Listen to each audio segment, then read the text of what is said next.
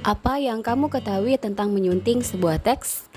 Kegiatan menyunting menurut Kamus Besar Bahasa Indonesia atau KBBI yaitu menyiapkan naskah siap cetak atau siap terbit dengan memperhatikan segi sistematika penyajian, isi, dan bahasa, baik itu menyangkut ejaan, diksi, dan struktur kalimat, atau disebut juga dengan mengedit. Arti lain menyebutkan bahwa menyunting sama dengan pemeriksaan ulang untuk menemukan kesalahan pada tulisan yang kemudian dilakukan perbaikan. Dalam hal ini terkait dengan materi teks deskripsi, yakni kita akan mempelajari bagaimana menyunting teks deskripsi. Kalian tentunya mengenali penggunaan huruf kapital, tanda titik, tanda koma, serta kata depan. Berikutnya akan dijelaskan penggunaan tanda baca dalam teks deskripsi. Yuk kita bahas bersama. Pertama yang akan kita bahas yakni mengenali tanda baca dalam teks deskripsi, khususnya untuk huruf kapital atau huruf besar dipakai sebagai huruf pertama kata pada awal kalimat. Misalnya yang terdapat pada kalimat berikut. Ardi menikmati kopi gayo. Papandayan adalah salah satu gunung api aktif jenis strato dengan ketinggian 2662 mdpl.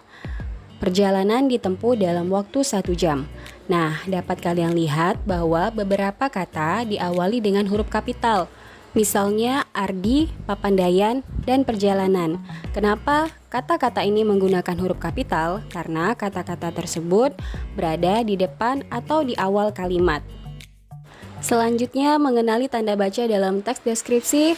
Untuk huruf kapital dipakai sebagai huruf pertama nama geografi. Misalnya, Jakarta, Jalan Dago, Kabupaten Garut, Sungai Musi, Gunung Papandayan. Kata-kata tersebut menunjukkan letak geografi atau letak suatu tempat. Oleh karena itu, kata-kata tersebut harus diberi huruf kapital pada awal katanya. Selanjutnya, mengenali tanda baca dalam teks deskripsi. Untuk tanda koma dipakai di antara unsur-unsur dalam suatu pemerincian atau pembilangan. Misalnya yang terdapat pada kalimat berikut ini. Ia membeli kopi, kain, dan tas sebagai oleh-oleh untuk para sahabatnya. Nah, dapat kalian lihat bahwa ada tanda koma di antara kata kopi, kain, kemudian kata dan. Berikutnya, tanda koma dipakai sebelum kata penghubung seperti tetapi, melainkan, sementara, dan sedangkan dalam kalimat majemuk setara. Misalnya yang terdapat pada kalimat berikut ini. Lili mengambil foto, sementara Fajar memilih menikmati secangkir kopi. Dapat kalian perhatikan bahwa ada tanda koma di depan kata hubung sementara. Kegiatan berikutnya mengenali tanda baca dalam teks deskripsi masih dengan penggunaan tanda koma. Kali ini tanda koma dipakai untuk memisahkan anak kalimat yang mendahului induk kalimatnya. Misalnya pada kalimat berikut ini.